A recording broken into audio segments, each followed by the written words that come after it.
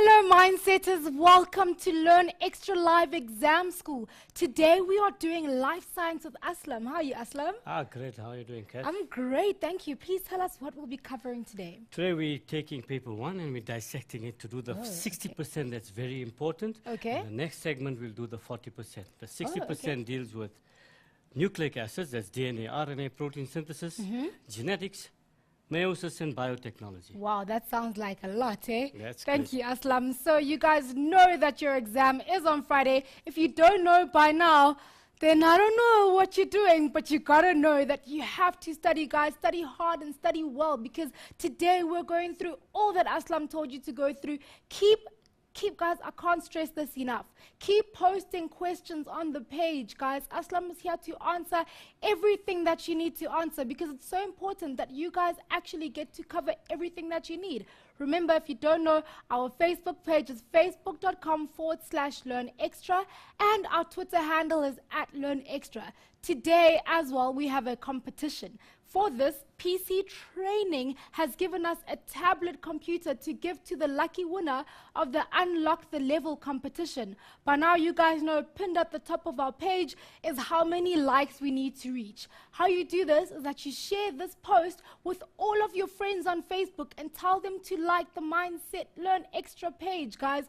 Right now, we are sitting on 24,730 likes. We need to get to 24,897 likes, guys. And all you guys who share the most, we will be putting your names into a draw, and the lucky winner will win this tablet. I'm so excited to be here right now, guys. So keep liking the page, because I really, really want to give away this tablet in this show right now. So make sure that you keep posting and you keep liking. We're going to go for a quick ad break before we continue with Aslam. But keep your seats, keep you glued to the seats. Don't take your seats away. See you right after the break.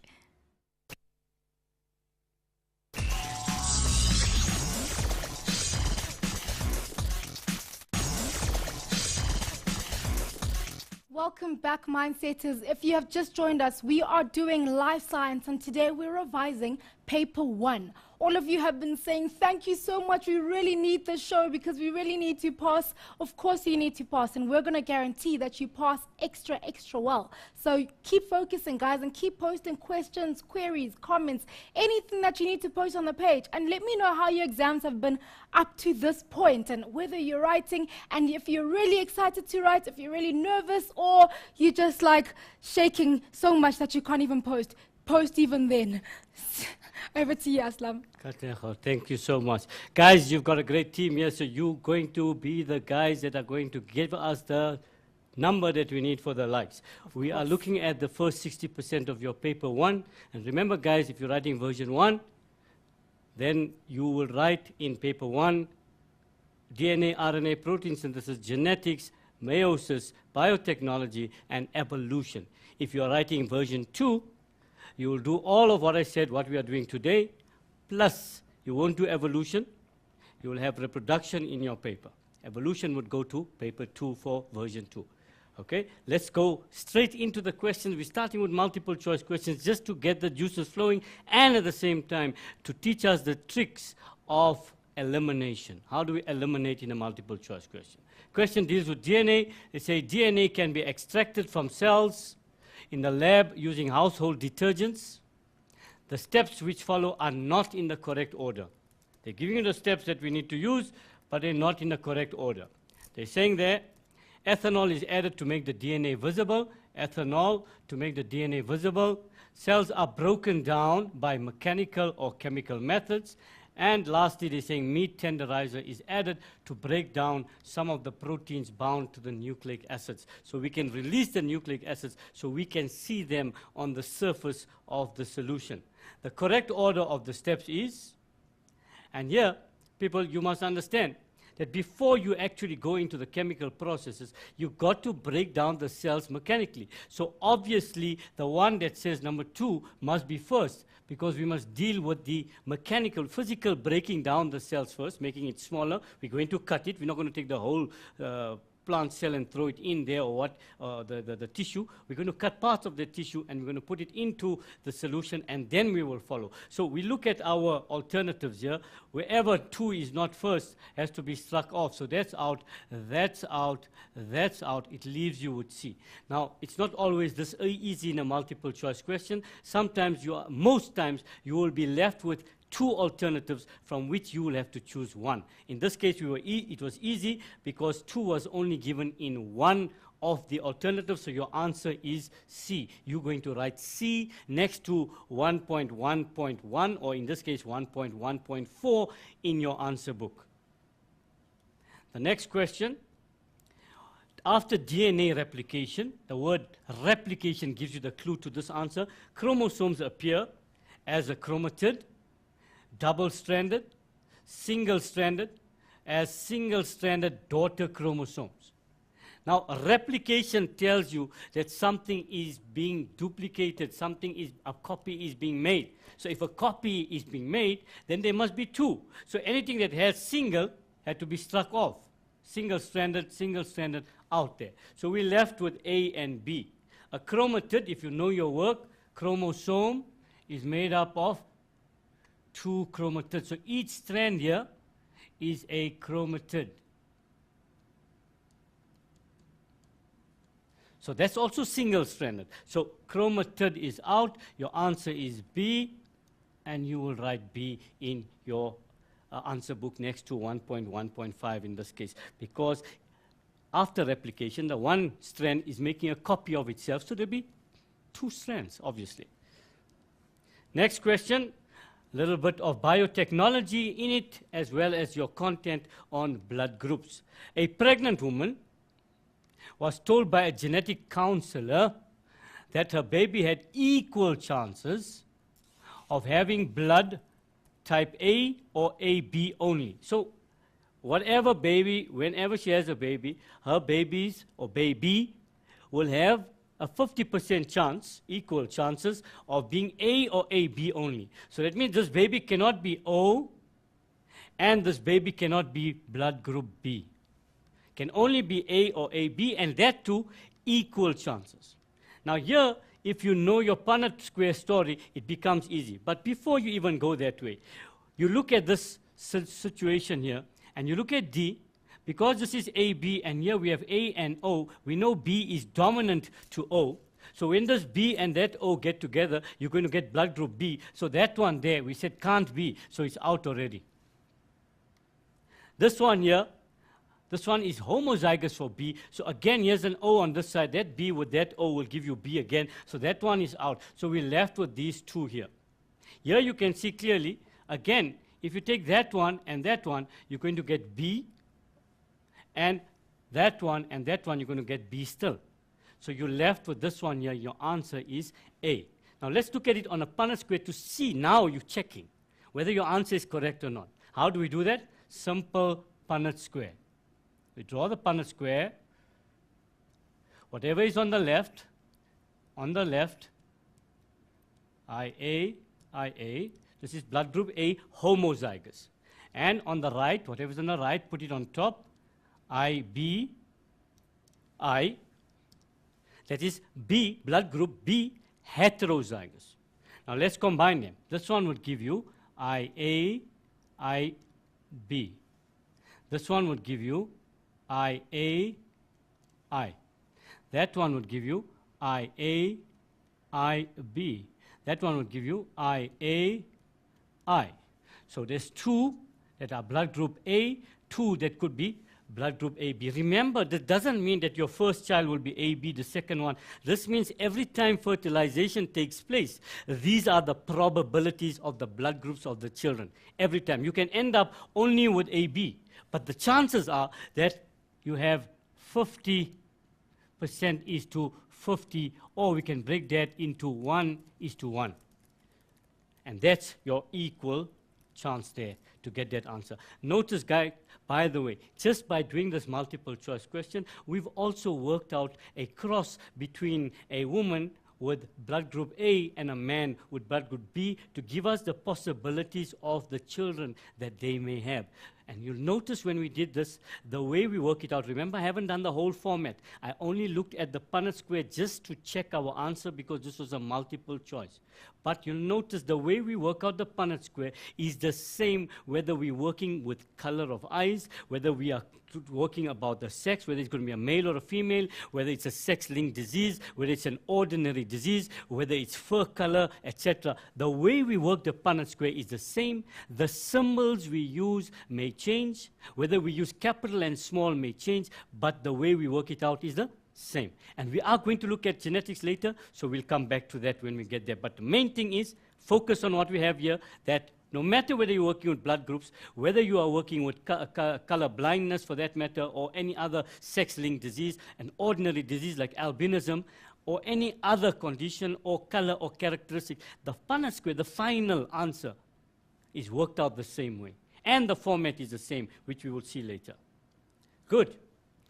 Now we have a question that is adapted from IEB 2010 November. Nice question. They're saying the following is a photograph of a student's model. Learners have made a model to show the composition of DNA. The model is made from different color sweets called jelly tots. And they use wooden sticks as well. And here's the model. Okay? So they're giving you a key on the side. The white dots there, adenine, 2 of them, 2 jelly tots put together, white ones. Give you adenine. The orange ones, single, cytosine, 2 orange ones here without the little fluffs there. In this case here, guanine, and then the thymine, the pinkish one, and the red one, phosphate, and the bluish, purplish one, a deoxyribose sugar. Katlejo, I see you. Sure, I feel like I want to eat eat them. Yes, that's what I want to do. We're not going to allow that. We can't take any of these out from here. Now it's going to spoil our model. I know, right? No chance of that today, Katlejo.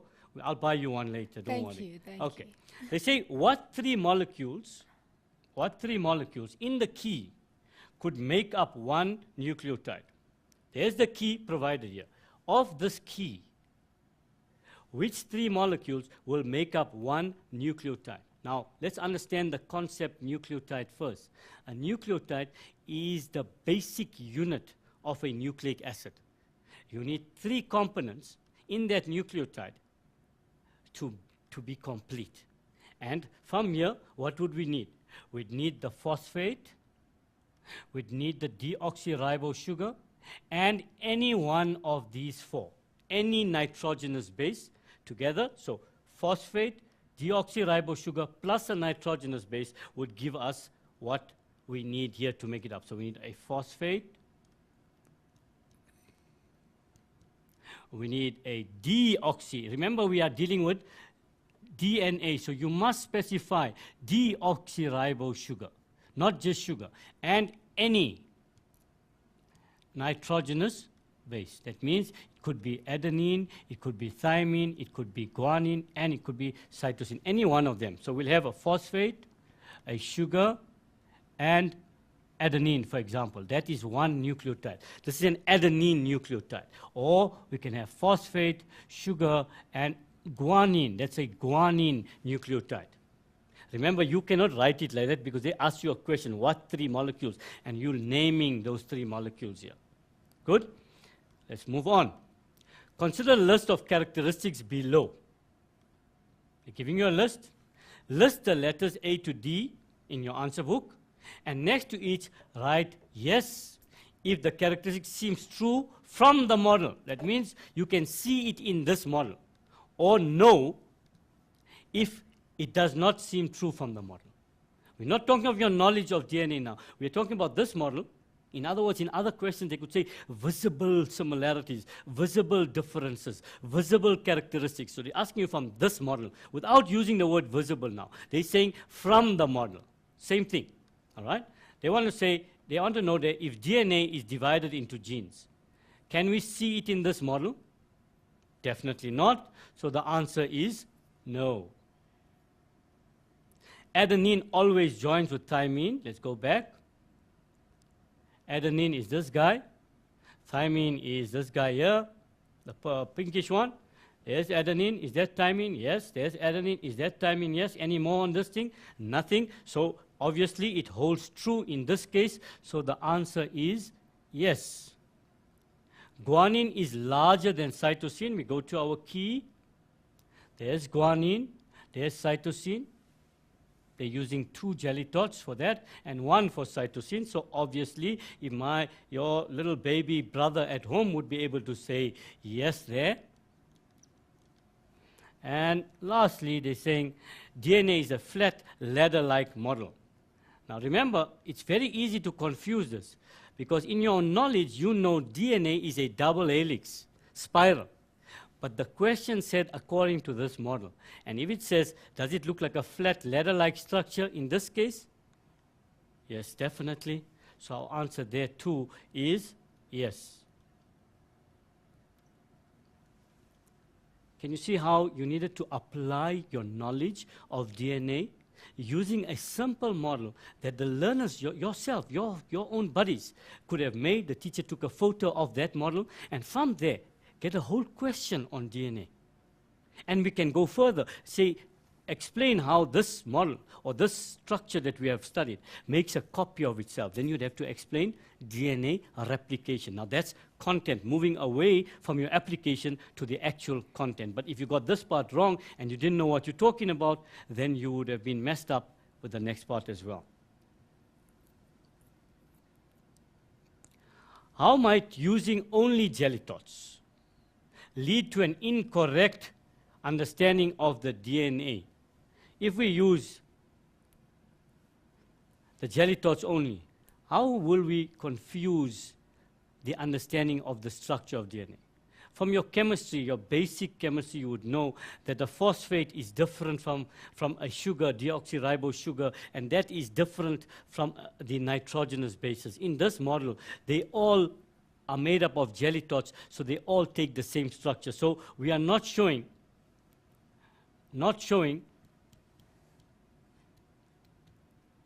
the difference in the different structures.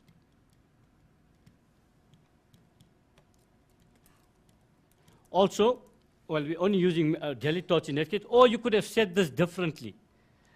The model with jelly tots shows all molecules to be the same. Apart from the color, the shape, etc., would be the same. So therefore, that is going to give a skewed understanding of this. And remember, when you want to compare DNA and RNA especially, it's nice to show that the deoxyribose sugar and the ribose sugar structures are different.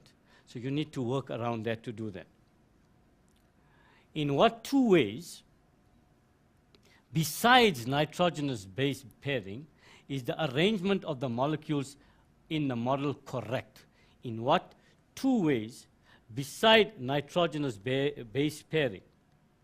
In other words, that adenine only combines with thymine and guanine only combines with cytosine. Apart from these 2 things, in this model, what other 2 things is true of DNA? First of all, if you look at the sugar and the phosphate, the deoxyribose sugar and the phosphate, they form the sides of the ladder. And this is true of our model as well.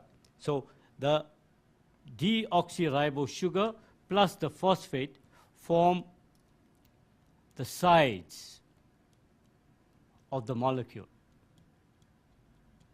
That's 1. 2, you'll notice in the model, deoxyribose sugar is the purple one. There's a purple one attached to a nitrogen base. There's another one attached to a nitrogen, purple nitrogen base, purple nitrogenous base. So it also shows that the nitrogenous base is combined, or rather is linked to the sugar and not to the phosphate. So that's our second reason. The nitrogenous bases are attached to the deoxyribose sugar.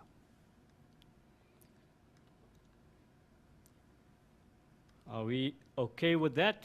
That will cover us with the first question on DNA. Yes, we can take a break now if you're ready. I'm ready for a break. Let's Katlego. take a break, guys. During this break, I hope you have seen up on the page already that there are so many likes that are going on. Keep liking, guys. Call all your friends, your family, your parents, your aunts, your uncles, everyone, all the mindsetters in the world. Everyone must like the page, guys, because we need to unlock that level. See you right after the break.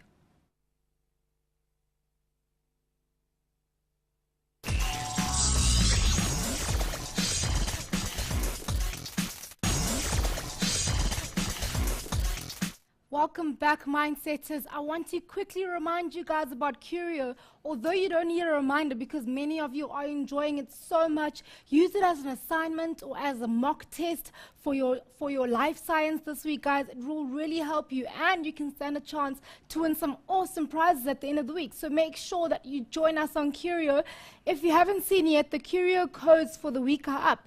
The paper 1 for grade 11 is LS5, and the one for grade 12 is LS6. These are the codes for Curio on Mixit, guys.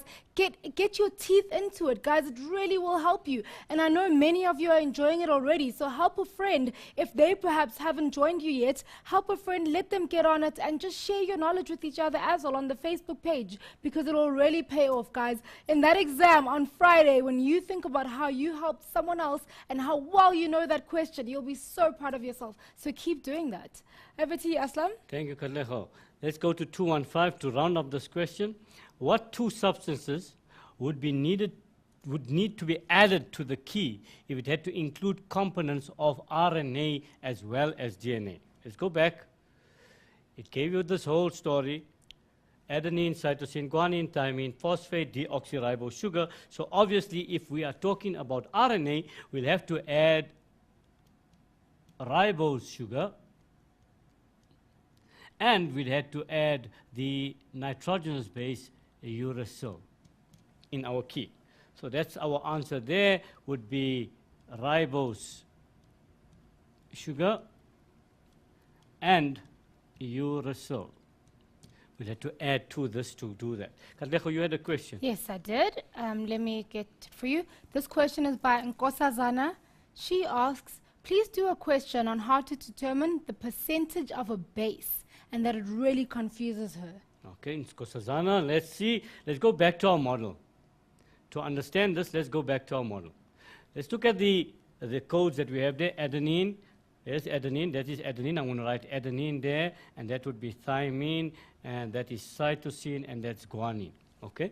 Let's look at this molecule. We have 1, 2, 3, 4, 5, 6, 7, 8, 9, 10 nitrogenous bases. Of these 10 nitrogenous bases, 1, 2 are adenine, 2 out of 10. Okay? How many thymine are there? There's 1, and there's another one. So there's 2 out of 10. How many cytosines are there? There's 1, 2, 3. 3 out of 10. And how many guanines are there? 1, 2, 3. So when they're testing you the percentages of the nitrogenous bases, all they're really testing is to see whether you understand that in DNA, for every adenine, there must be a thymine. So if we got 10%, if we were talking about percentages now, if we had 10% adenine, then we would have to have 10% thymine, because for every adenine there's a thymine. So if there's 10% adenine, there must be 10% of thymine. So if that was our case, 10 adenine, 10% thymine. Now, they would give you only adenine, for example. Now you need to work out the rest. So adenine and thymine, 10% each, would give you 20%, because there's equal amount. Out of 20% means 20 out of 100.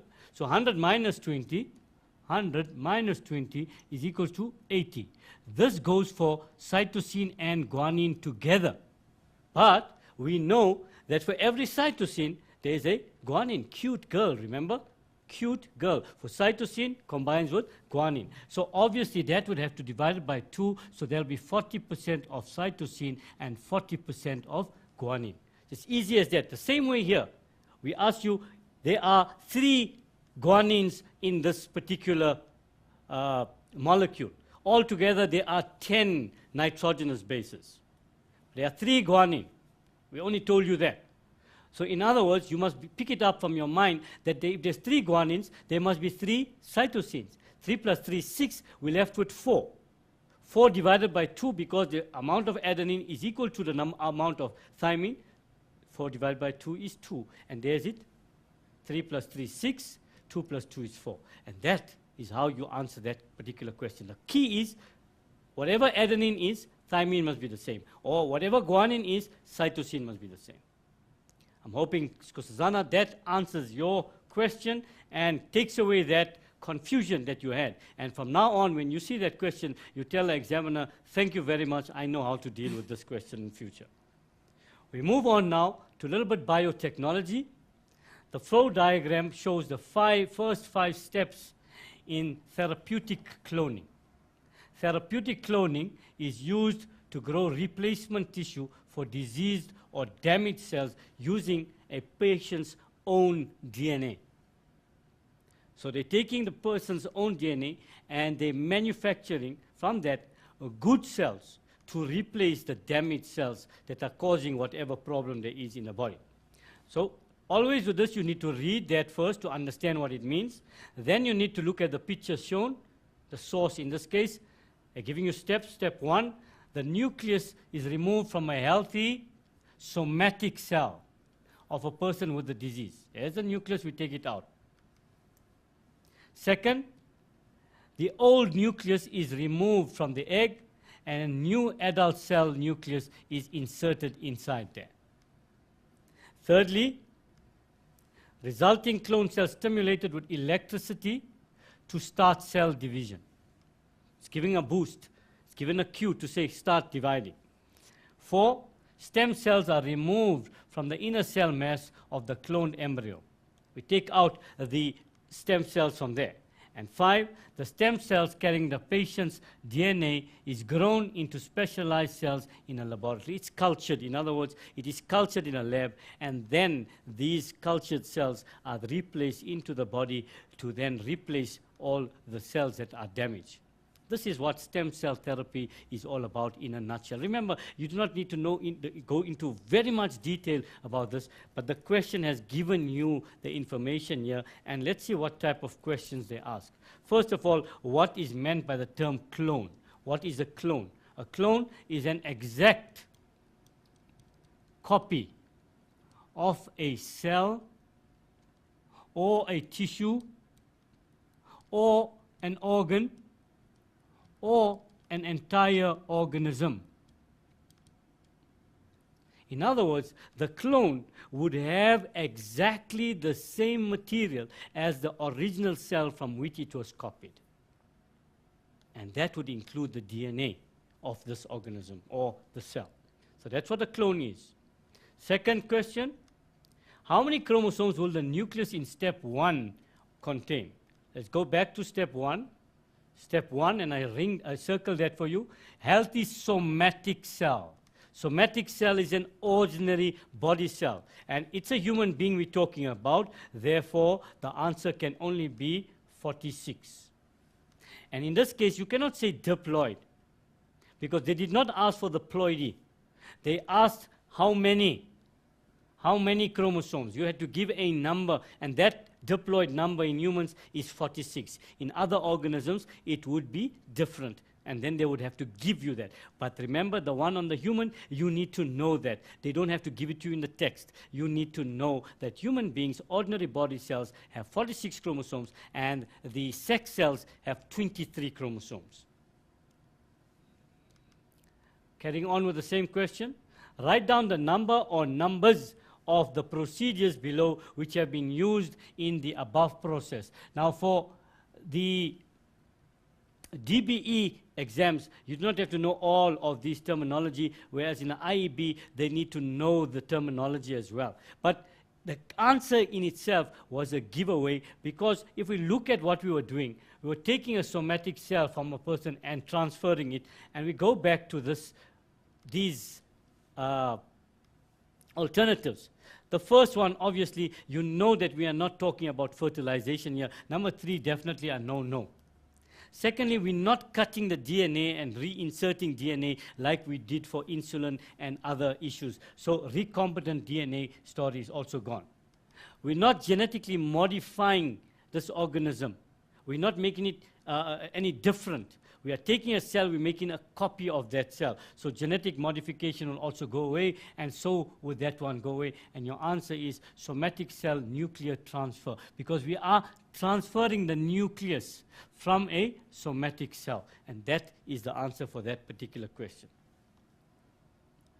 In what female reproductive structure does an embryo first normally exist? Remember, for our the normal DBE, the section, although it's here, it would be tested more in paper 2 because it falls under reproduction, but we can talk about it here. Once you've done both, we can ask you that question. In what female structure? And that would be the fallopian tube. Why? Because fertilization takes place in the fallopian tube. So the embryo, they want to know, does an embryo first normally exist? Where does it first normally? Diploid zygote, sperm fuses with the egg. That diploid zygote undergoes mitotic division to form the embryo. Okay? 315. Why might the following steps be considered unethical?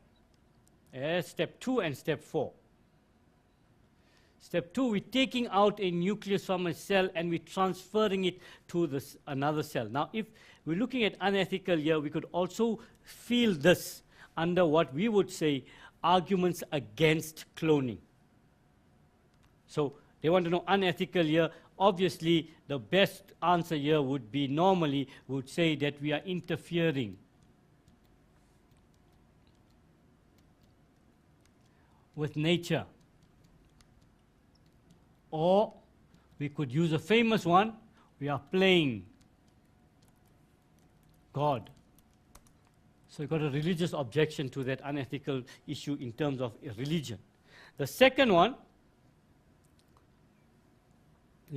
number 4, we're removing from a cloned embryo, we're taking out some cells there. So we are interfering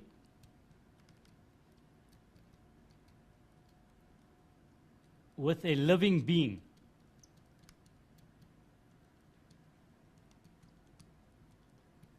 So that is also considered by some as unethical in that case. Remember, on the cloning issue, it's a topical issue. You're going to get different sides of the fence. You are either going to support cloning or you can be against cloning.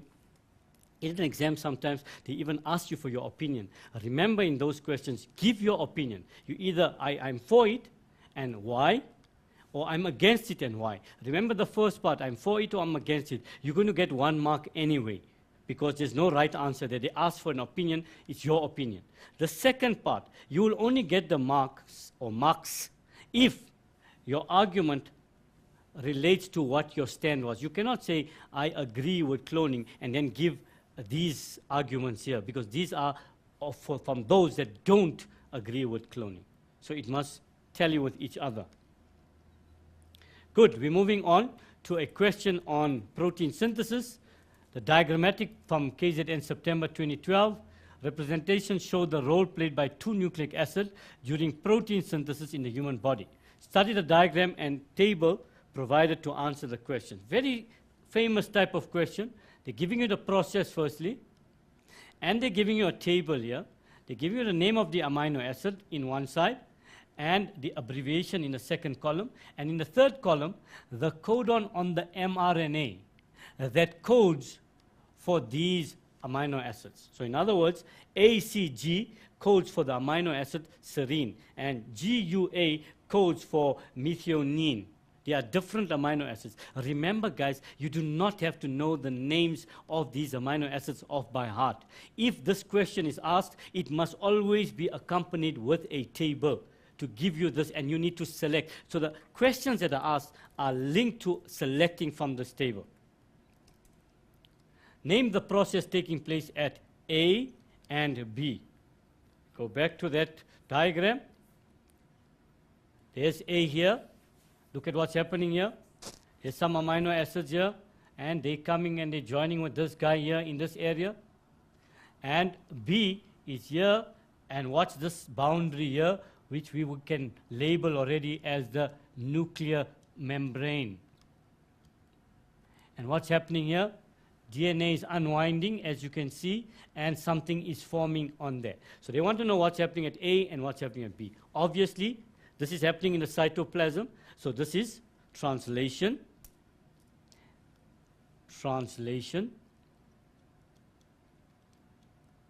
and B would be transcription.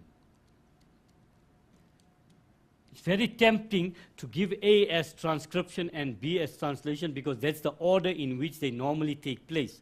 But notice they asked you specifically where A was and where B was. So you needed to know what is happening in each of those things.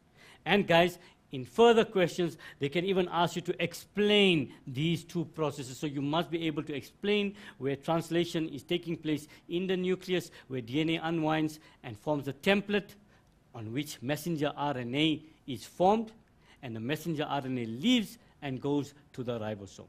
And the significance of DNA is that DNA is giving the code via messenger RNA because DNA cannot leave the nucleus in this case. And transcription, obviously, the transfer RNA collects amino acids and brings them to the messenger RNA and joins according to the codon given by the messenger RNA with its anticodon on the transfer RNA. It simply brings the amino acids together. They join. They form dipeptide, tripeptide, polypeptide, and proteins by dehydration synthesis, and so on. You need to know those processes. You need to articulate them as well. Here, they're not asking for that, though. Give the base sequence of the DNA that codes for tryptophan. Obviously, we need to go back to our table. There's tryptophan there. And the messenger RNA is CGU. The messenger RNA is CGU. So the DNA that the messenger RNA came from must be the opposite of this. So there where the C is would be G. Where the G is, it would be C. And U is in the place of T, and normally T combines with A. So your answer is GCA for the first one. The messenger RNA that codes for histidine, that's a simple reading exercise. Here's histidine, and what is the messenger RNA? CAC. Straightforward. You didn't have to be a rocket scientist for that one. You have to read from the table.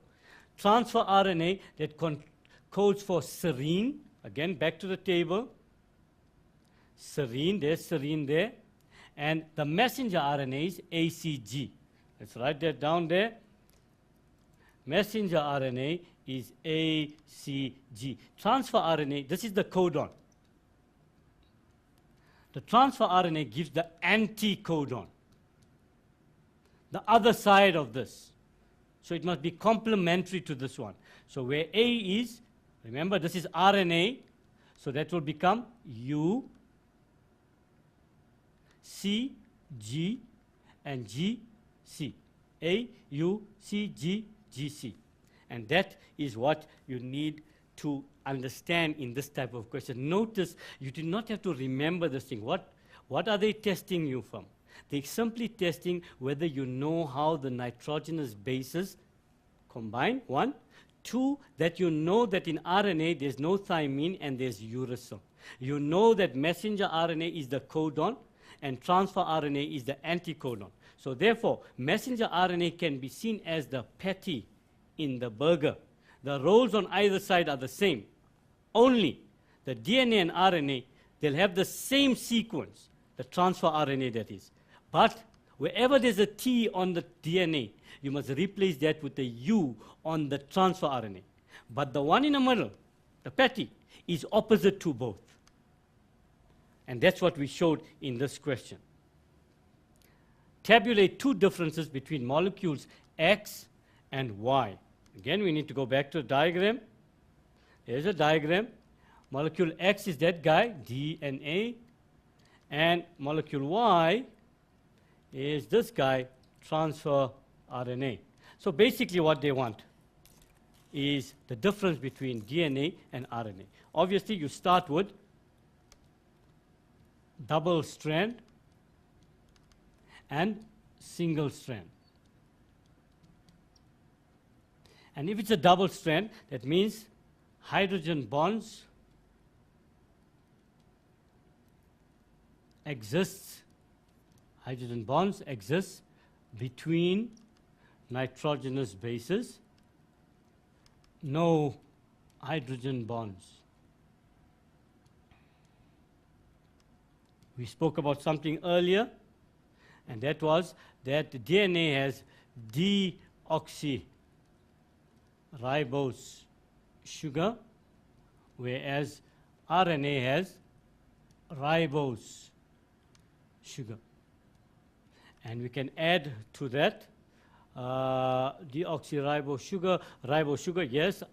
These guys have adenine, guanine, cytosine, and thymine, DNA, and whereas transfer RNA or any RNA will have adenine, guanine, cytosine, and uracil. So there we've given you 4 differences. You only needed 3. Explain the effect, one question left on this section. Explain the effect of the protein if G is replaced with C at point Z. There's point Z. What they're saying is we take this G out and we put C in its place. So this thing is going to read CUA now. Normally GUA was coding for methionine. So when we change that code,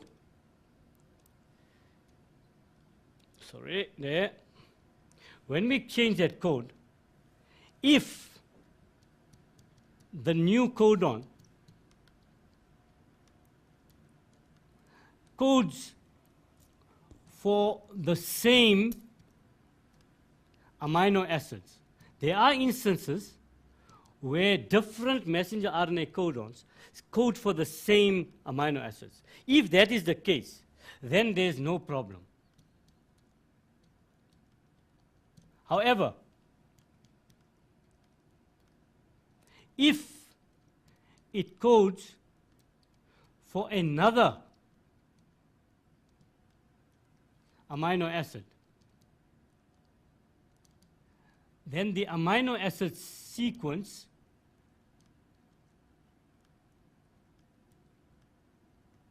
would change, and this would change the protein as well. Sometimes this is not a very serious change, because this is what we would call a point mutation. We're taking one nitrogenous base, we're replacing it with another one. Simple, point mutation.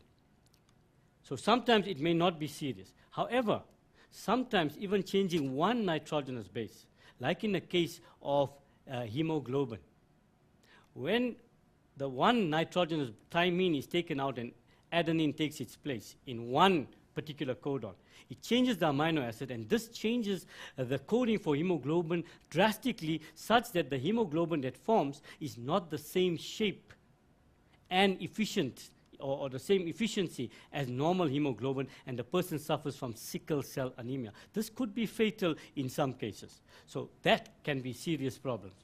You ready for a break? I'm ready for a break. Okay. So guys, let's go for a really, really quick break. During this break, remember, there's still Curio, there's still your likes, so you have a busy time during the break, and you can still ask questions on the page, guys. We're noting all your questions down. There'll still be shows, so don't worry if you don't get through everything that you want us to get through today. Don't worry, just stay in those seats, guys. See you right after the break.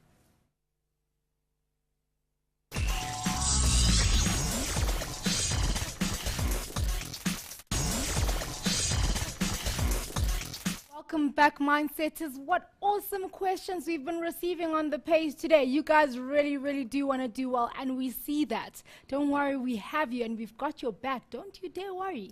Aslam, we have a question by Mahlodi. Yes. She asks, can the process of protein synthesis be explained, along with the difference between transcription and translation? Okay, we take that question, and then we'll take others after. Okay, sweet. Okay, good. Mahlodi.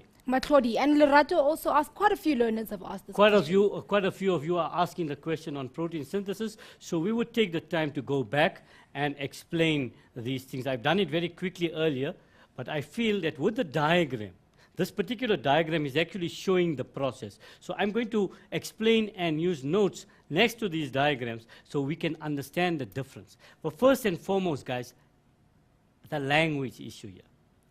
Transcription, translation. Transcription means to transcribe, to make a copy. So understand that first. Keep that in your mind. The word transcription means to make a copy. Translate. If I start talking to you in a foreign language here, you wouldn't understand a word I spoke. So you would need somebody to translate it into a language that you would understand. And maybe somewhere else in Africa or somewhere else where somebody is watching, and if they only speak French or any other language, they wouldn't understand what I'm saying, so they will need a translator there. Or if you're watching Sievendelaan, for example, there you have those little subtitles to translate the Afrikaans, because many of you don't understand Afrikaans, but you want to watch the program. So translate is taking something in one particular form and changing it to another form. And that's all this section is about. Let's look at what's happening here. The first part is obviously transcription. First of all, you say, where does it take place? Transcription takes place in the nucleus. What is happening in this diagram? DNA is unwinding, and as it unwinds, it provides a template. A template is a mold on which mRNA is formed. In other words, mRNA, and this is the crux of this whole section here, transcript, makes a copy of DNA. But how? According to the rules of combination. If there's A on the DNA, it would be U on the messenger RNA. If there's C on the DNA, this would be a G on the messenger RNA, and so on. So that's the first part. And this messenger RNA then leaves, there's the messenger RNA there. This messenger RNA leaves the nucleus and attaches to a ribosome. There's the ribosome there. So it attaches to a ribosome. And that brings us to transcription. First of all, messenger RNA is attached to the ribosome. And when it attaches to the ribosome, such that the nitrogenous bases are exposed, the messenger RNA now is called the codon. Why? Because it is providing the code. To unlock this code, we've got other guys that are in the cytoplasm. They are known as transfer RNA. The transfer RNA molecules, they pick up amino acids. They're picking up amino acids. As you can see, there's amino acid 1, 2, 3, 4, 5. Different transfer RNAs pick up different amino acids. The transfer RNA are simply taxis. They provide the service. They're bringing the passengers to the messenger RNA. And they combine with messenger RNA. How? According to the code. There you can see what's happening. Messenger RNA's code, the codon, was GGU. And the anticodon, which is found on the transfer RNA. The anticodon, by the way, is this part here. So let me take my arrow there. GCUA. So that is how they combine. Notice that they simply combined it. That, in other words, this is the parking bay of this particular transfer RNA. It parks there. Parking number 1. Parking number 2, but they're not numbered. They are lettered. And the letters indicate where they must park. And they park in that way, simply bringing the passengers next to each other. amino acid 5, amino acid 4, amino acid 3, 2, 1. They bring them together. Your taxi takes you to the school. It doesn't take you to your classroom. It simply brings you to the school. Or it takes you to the shopping center. It doesn't force you to buy at any particular shop. What you do after that is your business. So the same with the transfer RNA. They bring the amino acids together. These amino acids then, because they're close, they make bonds with each other. They combine with each other. And when they form bonds, water is released. And this is known as dehydration synthesis. And when we get two amino acids together, we call them a dipeptide. By the way, the bond in between is known as a peptide bond. When we have 3 amino acids, tripeptide, more than that, we call it a polypeptide. More than 50, we get a protein. All of these reactions in transcription and translation are controlled by enzymes. So when you're explaining transcription, you'll say reactions controlled by enzymes. When you're talking about translation, you would say the same. So you're getting a mark for that as well. So notice the step.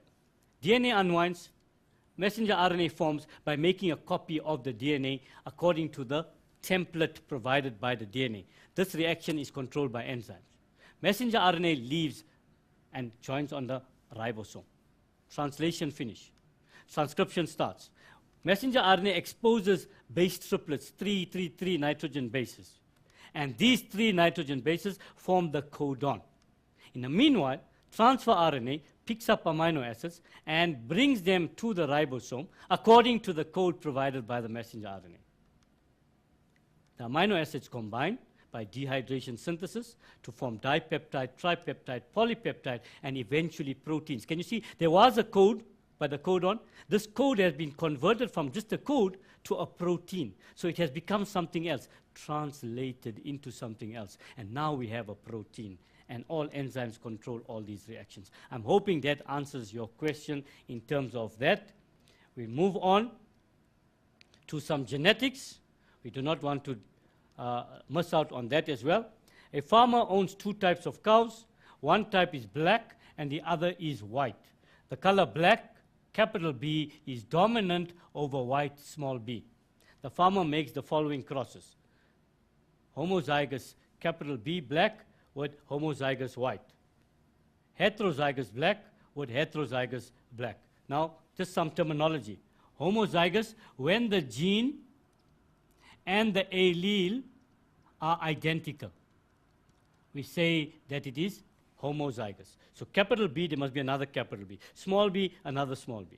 Heterozygous, when the gene and the allele are different. You need to know these terminologies because in a question, the terminology would instruct you what to do. It will give you a problem, and if you don't know homozygous, you don't know heterozygous, you can't answer the question. So understand that firstly, okay? The questions are straightforward here. In which cross will all the offspring in the F1 generation be heterozygous regarding color? And that is obviously in cross 1 where you got your homozygous and your homozygous, because all the offspring from here would be heterozygous. Whenever you take a homozygous dominant with the homozygous recessive in a complete dominance question, all your offspring would be heterozygous. In an incomplete dominance, also all your offspring would be heterozygous. Their phenotype would be different. And that brings us to another word, geno and pheno. Genotype is referring to these codes that we are using here, the genetic makeup of the individual. Phenotype is it black or is it white? Have you got blue eyes or brown eyes? That would tell you your phenotype. Your genotype, are you heterozygous for brown eyes or are you homozygous for brown eyes? And so on. Let's move on with the question. Which cross will produce a ratio of 1:1 with regards to homozygous, recessive, and heterozygous offspring being produced? Obviously, guys, you either need to know your work or you need to work it out. You can already see that it cannot be the first one, because in the first one, there are no homozygous. So that one is out. It can be this one, it can be that one, or it can be that. It can't be this one, because there's no capital B here. There's only small b's. So that's also out.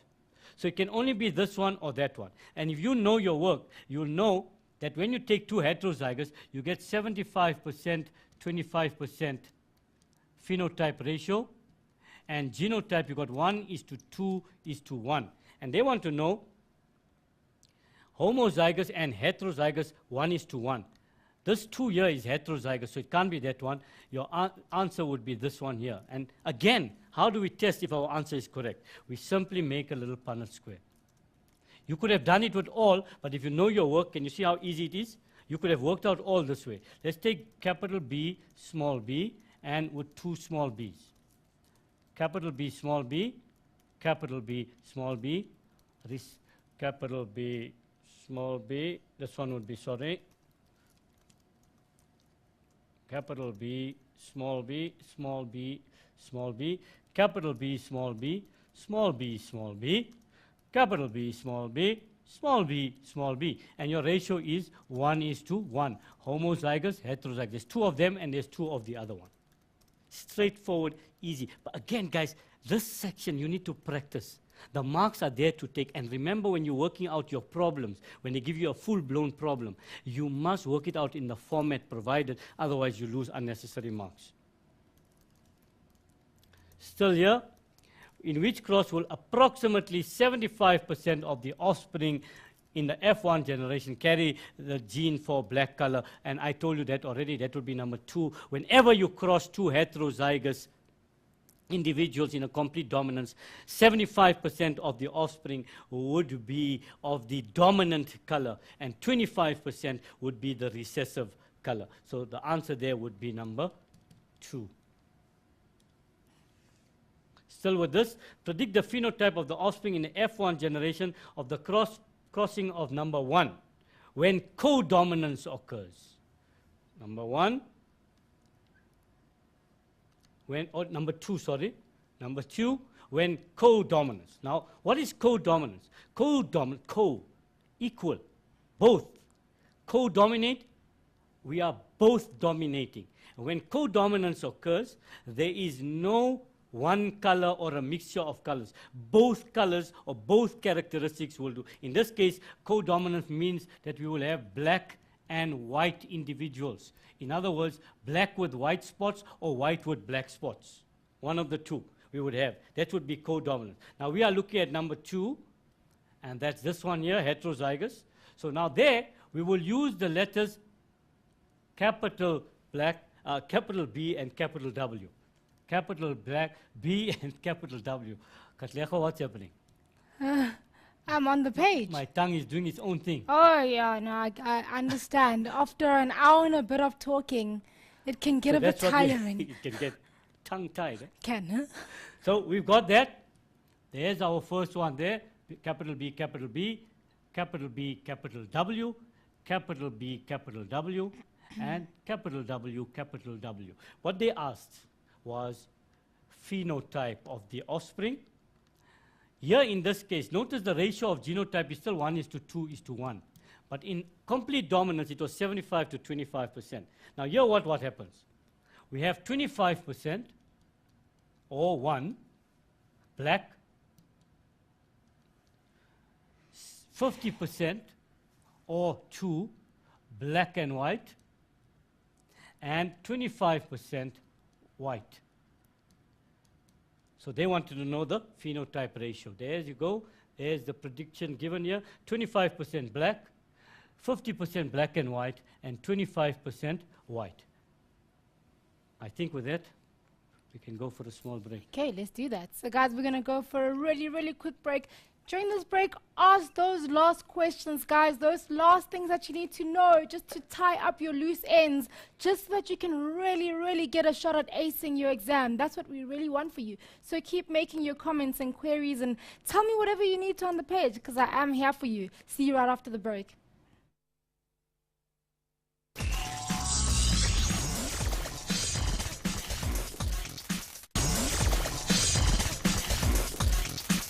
Welcome back, Mindsetters. I hope you guys are still urging all your friends and families to keep liking the page, and I hope that you're still sharing that post of how many likes we need to unlock the level. Remember, all your names, if you have shared, will be put into a box or a hat or whatever we need to put all those many names in. We'll shake it around and we will be drawing one single name so that that person can win this PC training tablet, Android, smart pad. And I hope that you guys are really keen. I know some of you are like, please just give it to me. I really, really want it. I know I also really want it. And thank you to PC Training, because this one should be mine, but I'm going to be giving it away to you guys because you guys are more awesome. Not more awesome than I am, but you're still really, really awesome. So here you go. Keep liking the page. Over to you, Aslam. Thanks, Katlego. We're moving on. Lots of you are asking questions on two things, mono-hybrid crossing and pedigree. This question combines a bit of that with sex linkage. So I want you to pay careful attention, and also we've done mono-hybrid crosses before this. All these questions we did before this were all mono-hybrid. What mono-hybrid simply means that we're taking one characteristic at a time and crossing it.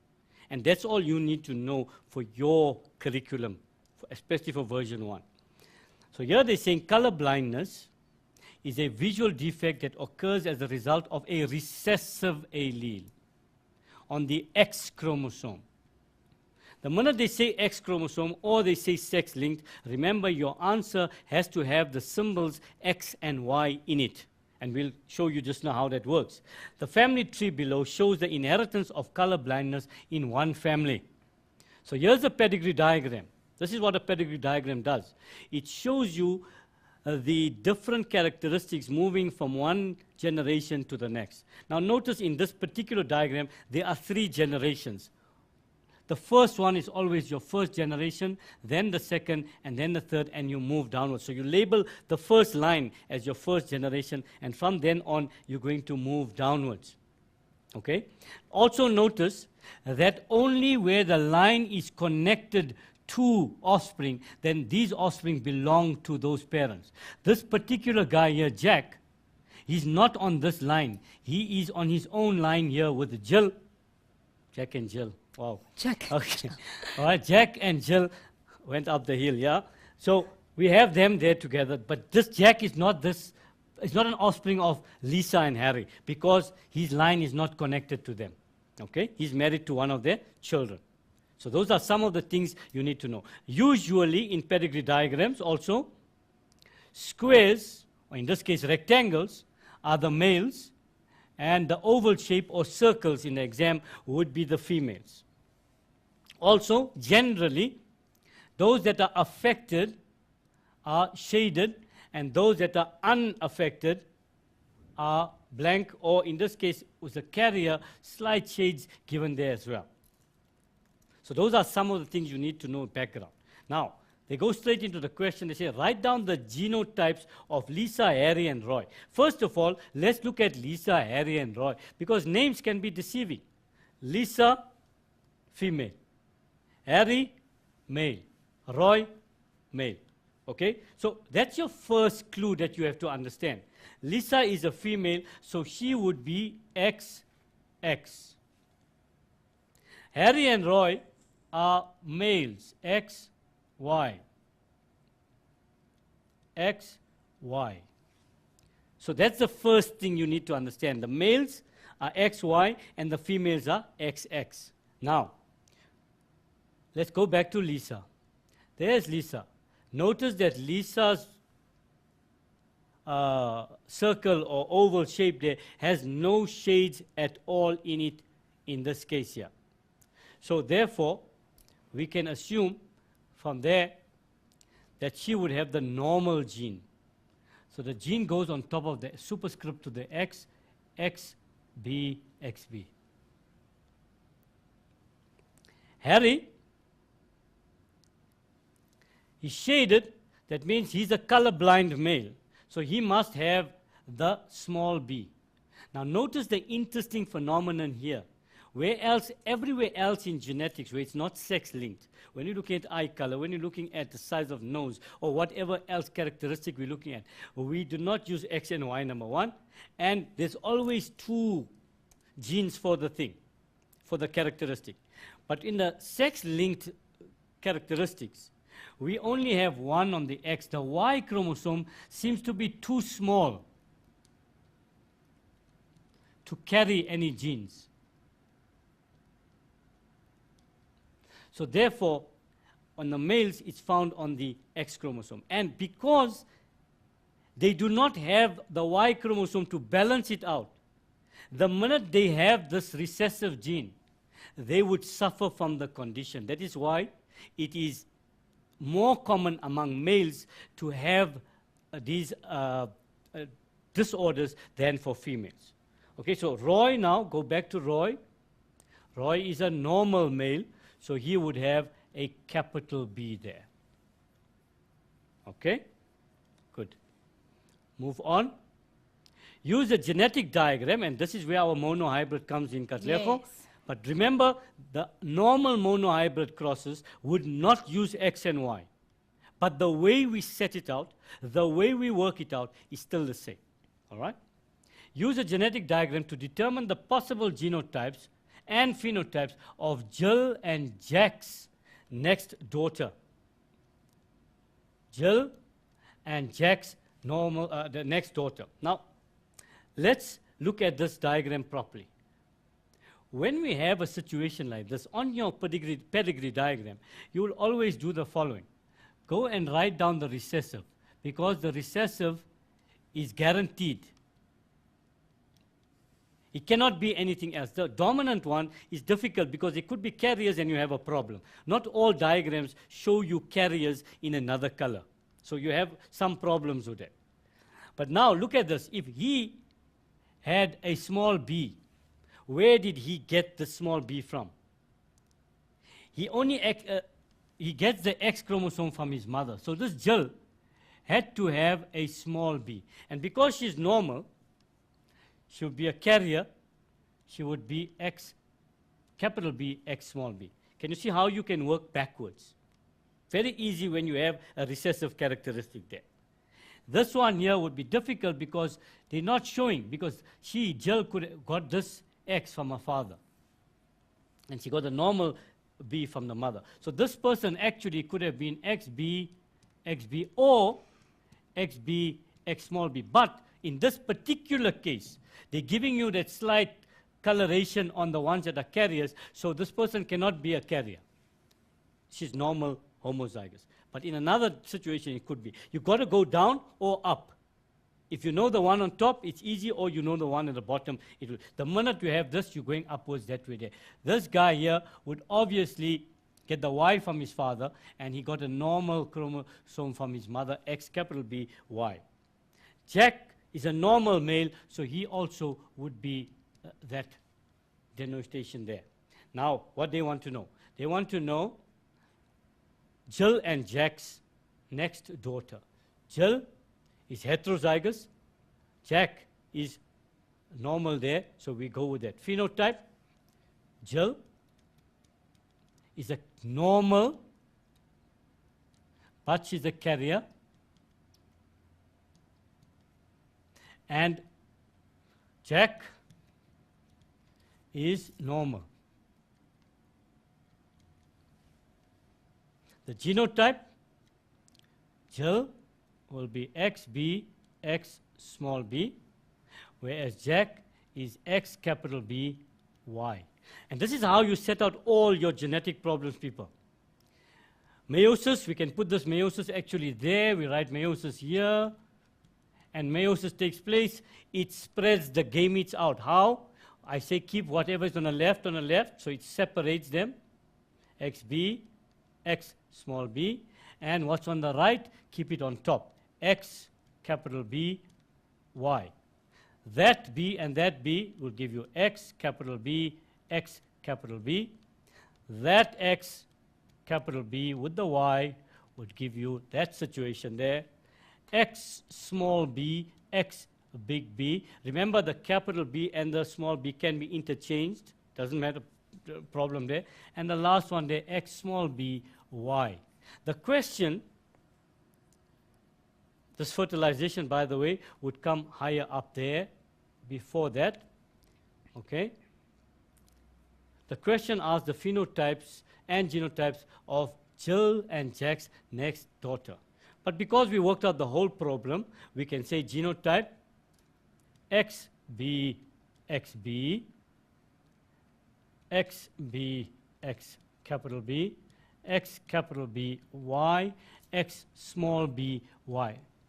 The phenotype here, it would be normal daughter, here, carrier. She's normal, but she's carrying it. Daughter, here, normal son, and colorblind son.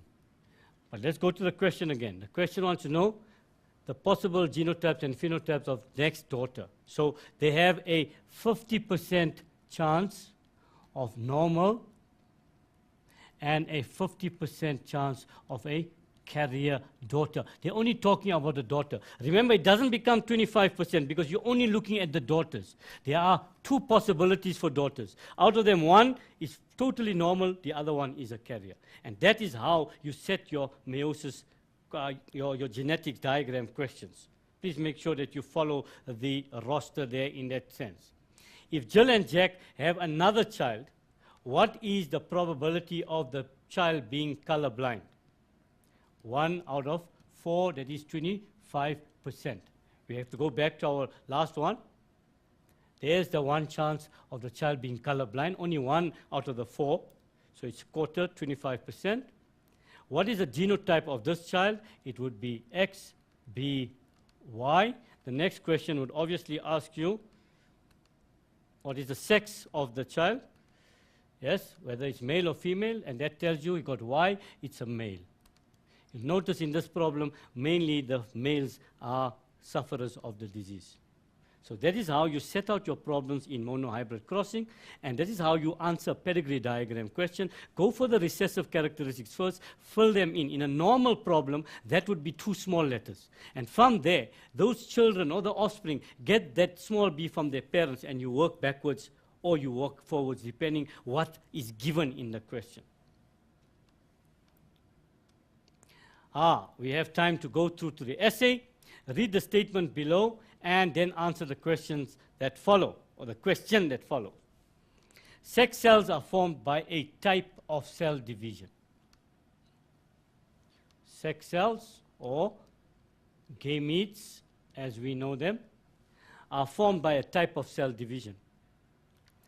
Describe how processes that occur during the formation of these sex cells results in variation in the offspring that arise from these sex cells.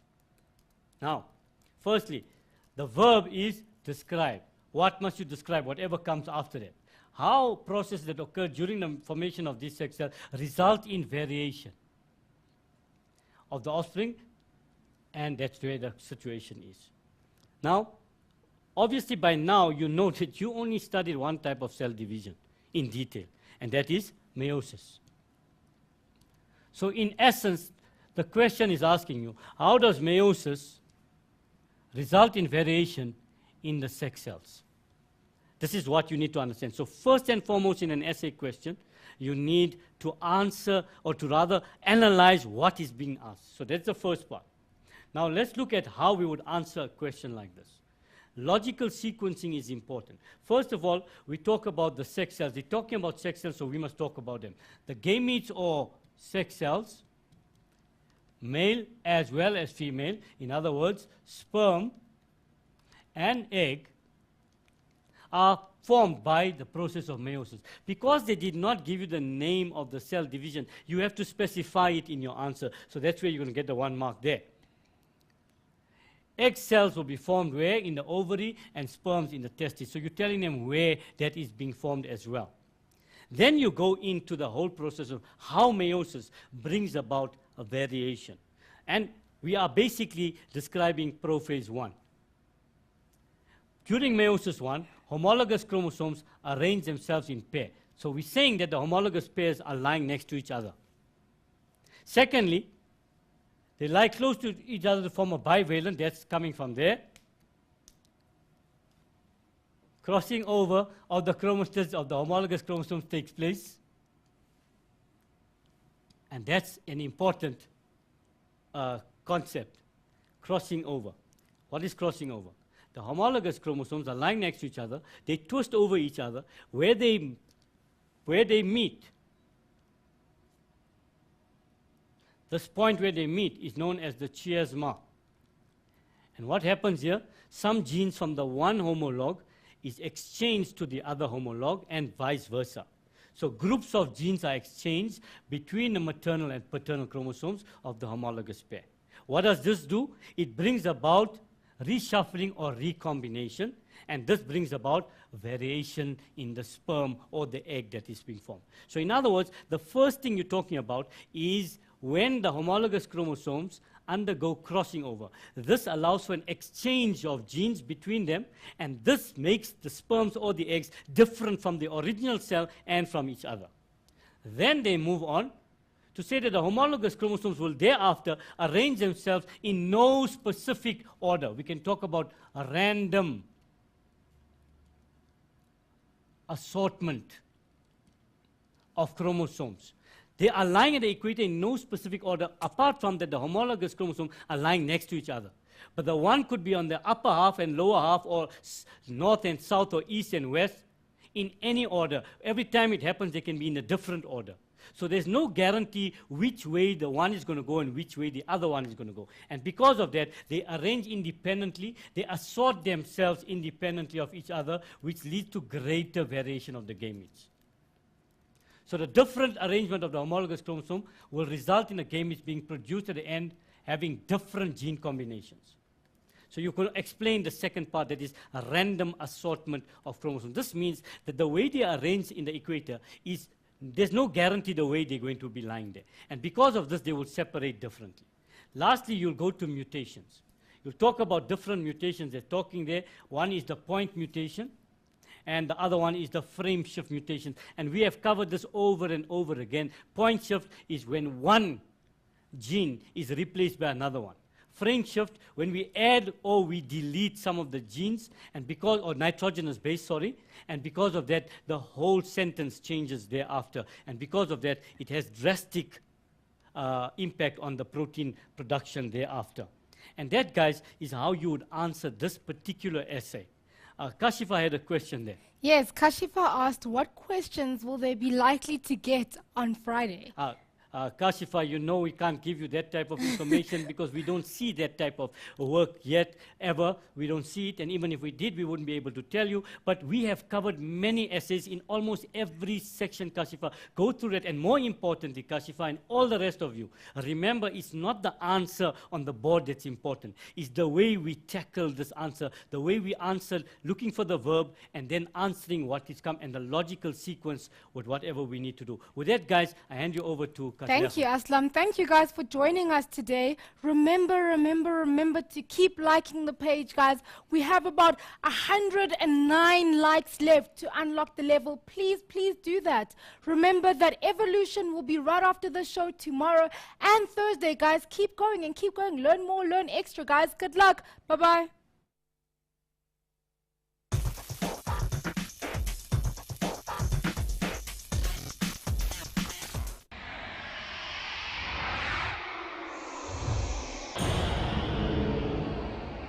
You really need to pass. Of course you need to pass, and we're going to guarantee that you pass extra well. So keep focusing, guys, and keep posting questions, queries, comments, anything that you need to post on the page, and let me know how your exams have been up to this point, and whether you're writing, and if you're really excited to write, if you're really nervous, or you're just like shaking so much that you can't even post even then.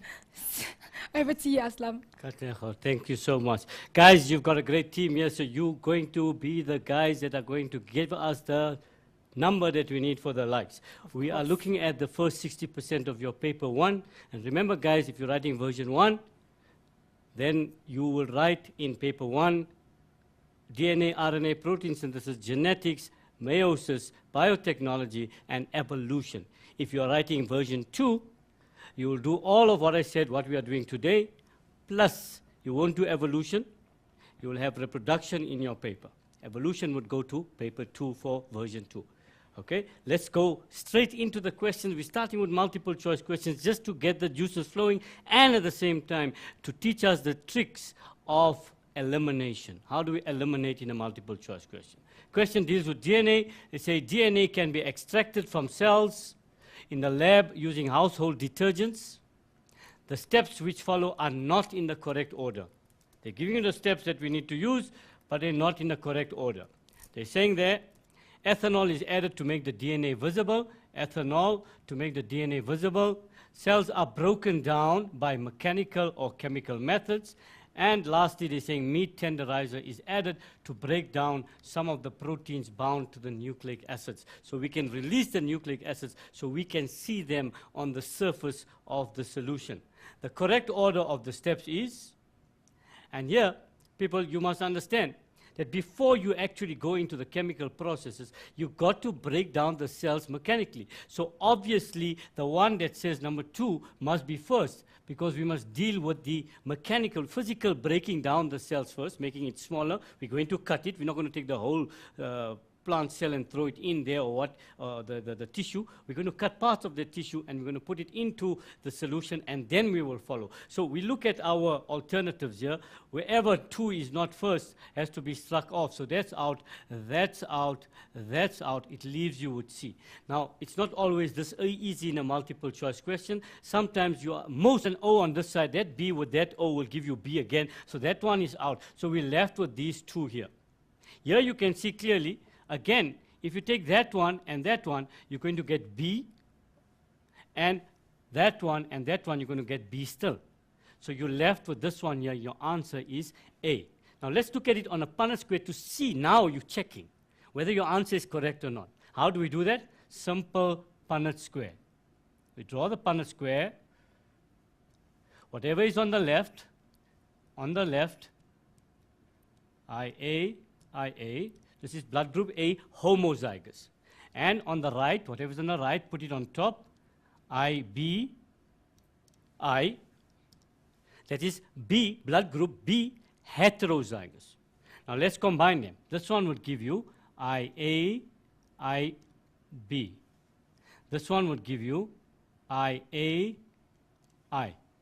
That one would give you IA, IB.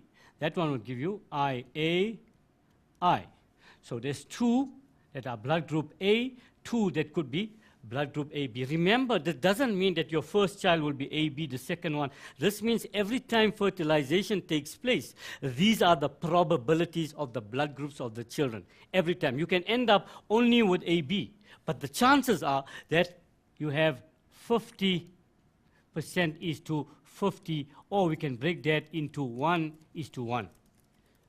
And that's your equal chance there to get that answer. Notice, guys, by the way, just by doing this multiple choice question, we've also worked out a cross between a woman with blood group A and a man with blood group B to give us the possibilities of the children that they may have. And you'll notice when we did this, the way we work it out. Remember, I haven't done the whole format. I only looked at the Punnett square just to check our answer because this was a multiple choice.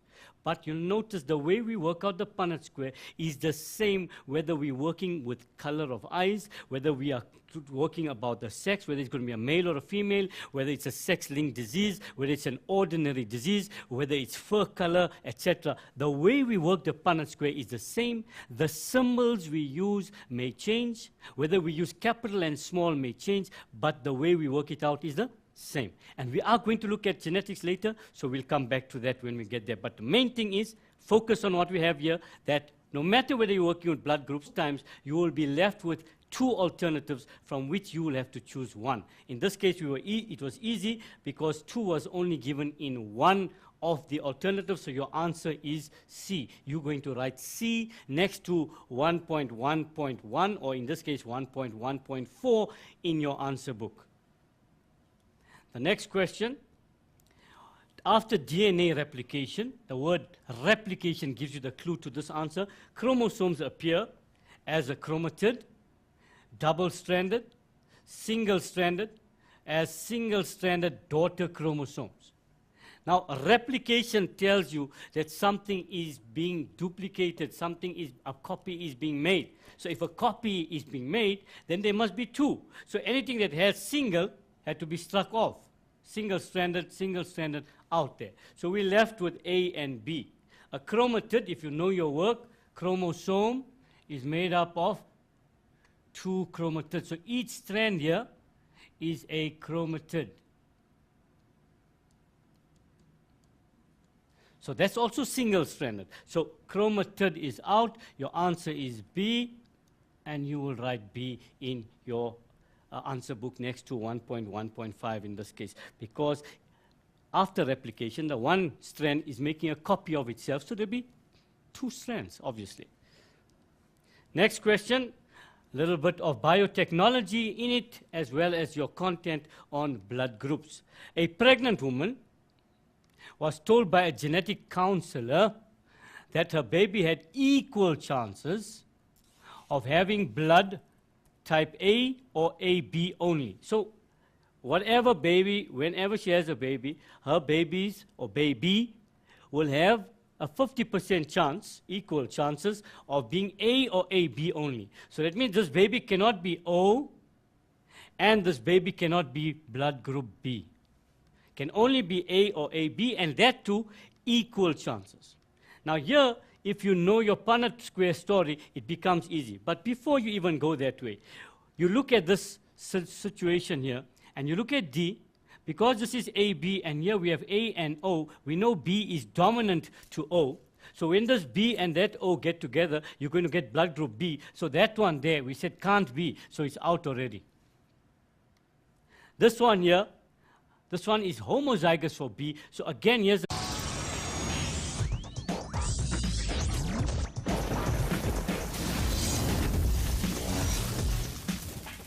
Hello Mindsetters, welcome to Learn Extra Live Exam School. Today we are doing life science with Aslam. How are you, Aslam?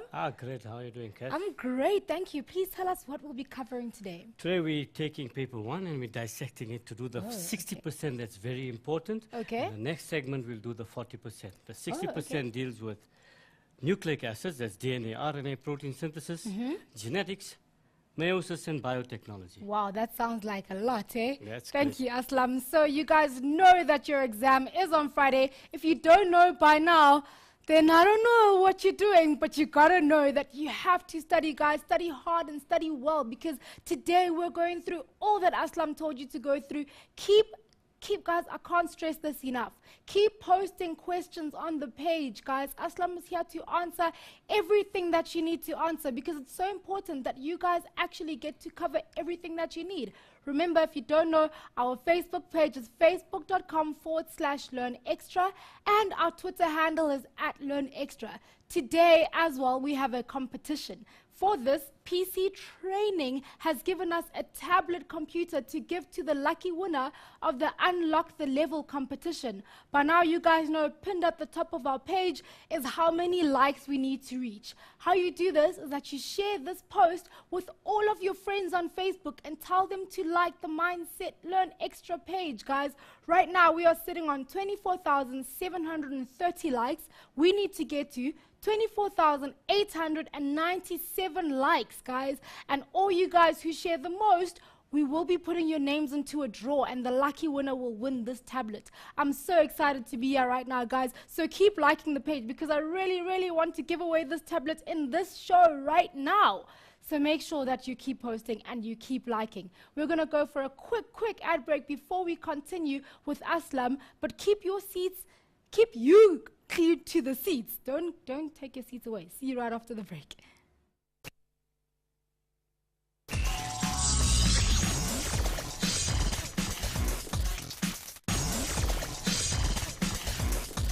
Welcome back, Mindsetters. If you have just joined us, we are doing life science, and today we're revising paper 1. All of you have been saying, thank you so much. We really need this show because we... Whether you are working with color blindness, for that matter, or any other sex-linked disease, an ordinary disease like albinism, or any other condition or color or characteristic, the Punnett square, the final answer, is worked out the same way.